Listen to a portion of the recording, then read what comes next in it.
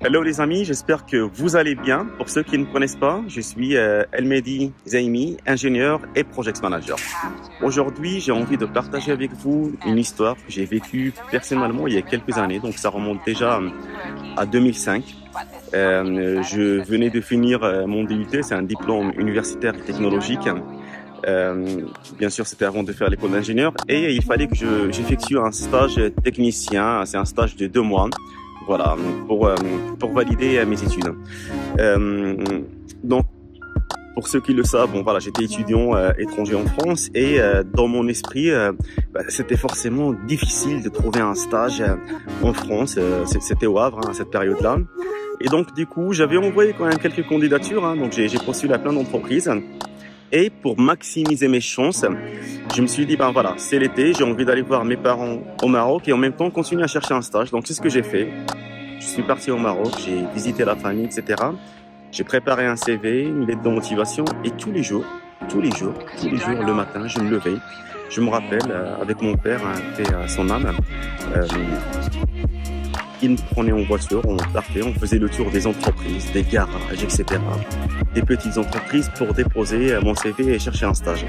La première leçon que j'ai retenue déjà en fait de cette expérience, c'est le fait de compter que sur soi. En gros, il faut pas attendre à ce que les autres fassent le travail à votre place. Mon père me déposait, sachant que mon père c'était quelqu'un de bien connu au Maroc, il avait une certaine situation, une certaine notoriété, donc il connaissait pas mal de monde, pas mal d'entreprises. D'ailleurs, à chaque fois qu'il me déposait dans une entreprise, il me disait, ben tiens, tel je le connais, je lui avais rendu un service, etc. Mais il n'est jamais, mais vraiment jamais rentré avec moi pour me pistonner ou pour parler avec la personne pour me trouver un stage. À chaque fois, il me déposait de très loin, il me disait, ben vas-y, tu peux y aller, dépose ton CV, etc. Mon père, c'était quelqu'un de très intelligent, très instruit. Et donc, du coup, implicitement, ce qu'il essayait de me dire, c'est que, ok, il faut que tu cherches un stage, je peux t'emmener, mais c'est à toi de faire le travail, c'est à toi de faire le CV, c'est à toi de rédiger la lettre de motivation, c'est à toi d'aller voir les entreprises, c'est à toi, donc c'est à moi d'aller trouver le travail par moi-même parce que personne ne le fera à ma place.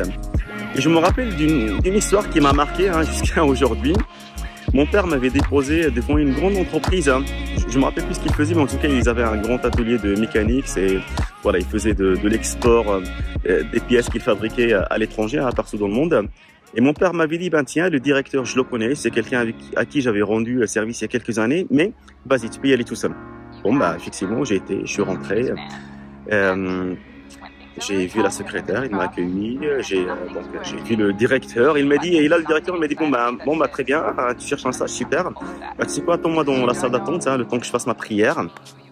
Très bien, sauf que honnêtement, j'avais l'impression que sa prière a duré une éternité, mais c'est un truc de fou quoi, en fait le gars il a fait la prière, mais j'ai eu l'impression qu'il a fait la prière de toute sa vie.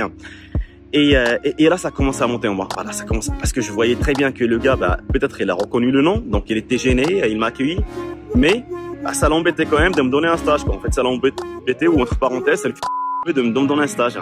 Bref, donc du coup, ça a duré longtemps, purée. Donc au bout de, je sais pas, 1 heure, je pense, il a fini ses prières. Donc il vient me voir et il me dit, tiens, je vais te montrer un truc sur le PC si tu sais faire. J'ai regardé, j'ai vu que le gars il se fichait de moi. Et là, vu que j'avais déjà passé quasiment 10 jours à chercher un stage, je me rappelle plus exactement, mais en tout cas c'était quasiment toutes mes vacances.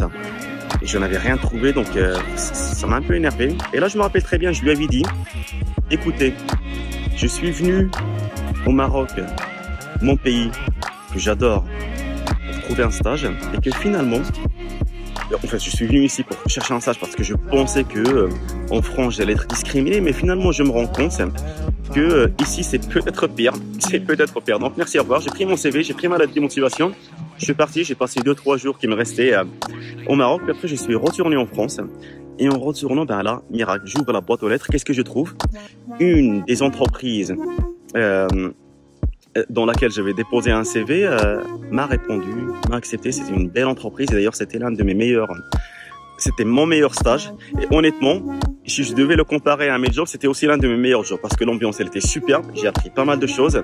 J'ai eu les félicitations voilà, de mon maître de stage, de l'entreprise. L'entreprise, entre parenthèses, s'appelle Lubrizol. Une belle entreprise. En tout cas, moi, j'ai adoré cette expérience qui m'a marqué jusqu'à aujourd'hui. La morale de l'histoire.